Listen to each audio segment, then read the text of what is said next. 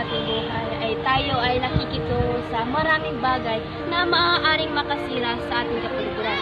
Isa na rito ang problema ng basura sa ating kapaligiran. Ngunit hindi lamang ito problema ng ating kapaligiran, kundi pati na rin sa ating moralidad.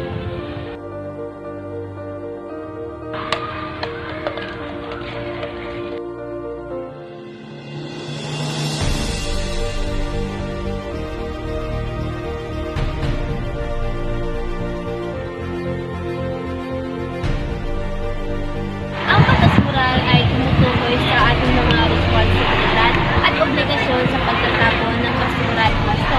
Ito ay hindi lamang tungkol sa pagtatapon ng basura sa tamang lugar, kundi pati na rin sa ating mga gawi at pag-uugali sa pangangalaga ng kalikasan.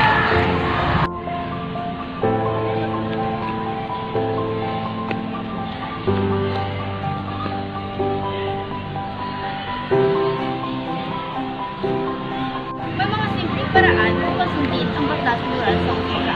Una, dapat natin pagmulayin ang mga basura ayon sa kanilang ulit. Pangalawa, dapat natin gamitin ang mga reusable bag at container. Pangatlo, dapat natin i-recycle ang mga bagay na maaaring